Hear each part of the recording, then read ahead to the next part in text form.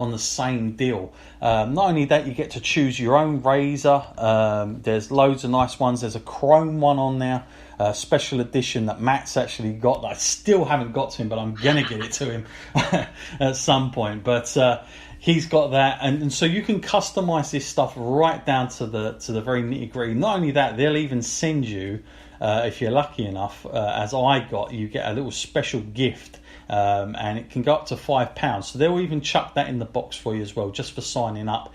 It's free to sign up. You're going to get a razor for absolutely nothing just to trial it out. So think about it, guys. All you'd have to pay is delivery, so that's really, really good in itself. You haven't got to go any more shopping centres. You haven't got to walk in now and get, the really expensive brands, because shopping centres, shops these days, they only really sell one of the main ones, and then after that you kind of got really kind of poor quality. So at least with this, you haven't got to worry about going out your door. It's going to be there. Like I say, it's very customizable. It's a great deal.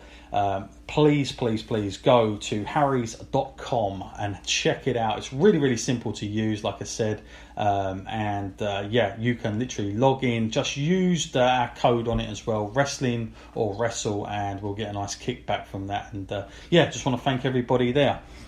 Okay, Matt, well, from shaving and all the rest of it, let's talk about something else that's going on in the UK scene, shall we? Because we spoke about a little while, Matt. We went to Progress Wrestling. Totally enjoyed that. I've already actually bought some tickets for the next lot. In fact, that's going to be happening in September. I got them sorted out very recently as well. Although unfortunately Matt may be away for that one, but he's going to see. But not only that, this Saturday, Sunday, there's another big show going on in Norwich. I said I plugged them absolutely, which of course is by the Knight family. They've got Fightmare going on, and it's at Carrow Road. Now, I know for a lot of our listeners, they're going to go, well, Carrow Road? What the bloody hell is that? Of course, Norwich City's football stadium. So it's a big venue. They've got a lot of big names going there, and I'm totally pumped. I've got to say, Matt, talking about Fightmare, and of course, if you want to get tickets, go to their website, WAW. Please, go on there. Really, really good deals. Lots of tickets left. If you want to get in, you want to see it, you've got family, you're close by, really, really good show to go to. I guarantee you it, because they really do give it their all. I've seen a lot of their stuff. You can check them out on Mustard TV as well. But in any case, Matt, UK wrestling at the moment, I mean, I know we've got NXT UK, and that's great for us. We've got World of Sport that do tours now and then since the ITV thing. We've also got Progress Wrestling that we've had the great opportunities to go to. Has there been a better time, Matt, than right now on UK soil in terms of variety and quality of British wrestling at the moment? No, it feels like it's going for a reinvention. It feels like the fan base is still continuing to grow, which is amazing, because just only does favours for the UK scene. The more fans that get invested and the more people that turn up to these things, the better. And the link with WWE is actually helping in some ways, particularly with Progress as well, because it's now gotten a lot of those wrestlers that were down there, mainstream exposure, and some of the people that used to be on Progress are now on NXT UK, which is a great platform to see that how far they've come along now. And also, people that want to be wrestlers in the UK are seeing now that it is accessible to actually sort of make that leap from sort of relatively unknown to making the big cash now with WWE. It's not that far of a leap now. It's more accessible. You can get yourself recognised on UK soil. So the interest has grown now from wrestlers themselves. Yeah, absolutely. And like you say, there is that. Years and years ago, when we only had realistically about the FWA in about 2000, 2002, it was like worlds apart to get to WWE. It was such a huge gap. Now I feel like with the way the scene's doing, there couldn't be a better time to have sort of that access to get noticed by even AEW as well. Let's not forget them, with Jimmy Havoc going there and stuff like that. But there's such good opportunities for these guys to work, and of course Japan as well. They're no, they've got the likes of Will Ospreay there and stuff like that, and Ring of Honor have taken Marty Skirtle. So, I mean, I think honestly, the amount of talent that is over here currently is just incredible. And to think there was, it's not like there's any mainstream TV at the moment. I mean, yes, we had World of Sport, but I could argue it wasn't my flavour of wrestling, certainly. But it did serve some sort of audience, I'm sure. And I'm sure they, in fact, to be honest with you, I'm sure they picked up more general fans than what some of the main current products are doing, but just because of the channel they run and the time zone of a Saturday night. I mean, you're always going to get a crazy number. So it has served its purpose, and I think just the quality of it, the production of it, because there was a time where I used to go and be in an old gym somewhere or a school hall, and it'd be like, blimey, here we go, and you'd have some sort of make believe sort of entrance way. But now, I mean, I've got to say, when we went to Progress recently, Matt, in the Alley Pally, I mean, I wasn't expecting the production to be as good as it was. I mean, I thought Wembley, yes, because it's Wembley, and I thought, maybe they're just going all out for this. But then when we got to Progress, in the Alley Pally, I thought, blimey, no, this is how they operate. This is actually them. And, what a great job they were doing. Yeah, there's a few fluffs here and there, but I mean, in terms of the quality that they've got there, I mean, you compare it to like ECW in the 90s, this is top quality stuff, Matt. Do you think, I mean, again, I should point out ICW as well, that's been a mainstay, and of course IPW and stuff like that, and it is around, and there's probably other sort of mentions that I should say, but I've forgotten. But Matt, I mean, do you think that, because us being fans, and we, like I said, I've already booked for the next ones. I've become a bit of a fan thanks to your brother-in-law, is it, that sort of got into this, Matt, a little bit, because literally, I've become a bit of a fan of Progress. So I've started to really follow that. But do you think as fans, Matt, that we're going to be like, hang on a minute, we've got more of this sort of good quality stuff happening on our doorstep, that we're going to be at some point thinking we don't need WWE as much anymore?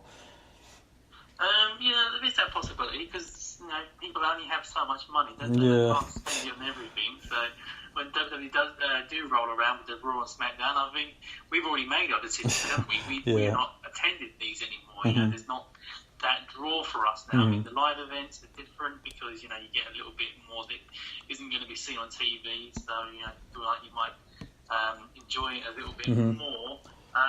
But yeah, I feel like there is that temptation to actually spend your money elsewhere. I mean, I'm going to go probably seeing the New Japan when they come over. I'm interested to go there. So that instantly got my attention as well. I mean, there's just so much choice now in the UK. People have tapped into this, and people are out there spending their money on these things. So, it was a wise decision for these companies to start taking notice of this. Even like Ring of Honor, they put on a unique show when they come over. We've been to see them quite a few times when they come over. So it's something that grabs our attention more than, say, the WWE product. Yeah, and we know as well, AEW has already said they are coming over. And of course, Tony Khan, being that he lives in London anyway, it's coming here. So I can't wait to see what kind of venue they get, and if they go big or they go small, I don't know. Knowing them, they're going to go all out, as they say, on something. So that'll be cool as well. But yeah, it's a great time. So anyway, guys, just to reiterate there, Fright Night, the Fight Mare show, I keep getting that wrong, excuse me, Fight Mare at Carrow Road, the third, of course it happens, the wrestling show for its third outing in a row, but this one of all is at Carrow Road, so it's going to be a big venue, and it's featuring the likes of the UK and American wrestling stars. Mick Foley is in the house. Good old Mick, I tell you, he's the indie go-to, isn't he, for the for everyone to get hold of. Good old Mick, he's here, there, and everywhere, isn't he? He'll take a buck to do something. Billy Gunn, he's also going to be there as well. Hardcore Holly, he's in the house as well, and of course Norwich City's own Matt, football club icon, the man that Sky Bet always seem to think is going to turn up in the Royal Rumble for some reason. Grant Holt. Grant Holt is going to be involved, and of course the legendary Knight family will all be there as well. So really good luck for those guys and everybody going, because it's great for British wrestling and the scene. So the more of that happens, the better. Matt, I think we've got time now for some questions, if that's all right with you, your end. Always look forward to hearing the questions. Dive into some of these ones. DX1, first question here. Let's get it up. Make sure I've got the right one, because he's sending a couple here. Yep. Guys, Raw and SmackDown just seem to be getting more and more stupid. I switched off after half an hour of Raw the other week. Couldn't take any more, and catched up on Thursday on Raw and SmackDown on YouTube clips. It's easier, and they cut out all the nonsense and just give me small chunks that I can just about handle. Do you think this could be the way forward for viewing? Certainly might be for you. It might be for every... to be honest with you, I've said this before. I already made a point of saying this, that if I haven't got time in my week, and there's people have lives here, and like I said, I think people's viewing habits have changed. I don't think everybody does tune into live. I can't remember the last time I actually watched live TV, unless it's a live sports thing. I watch obviously sports live, but I don't really watch live TV all that much. I watch things when I want to watch them, and when I'm in the mood. So I think viewing habits have changed, and I think, attention span and all the rest of it. I mean, look, Raw 3 hours is too long for me.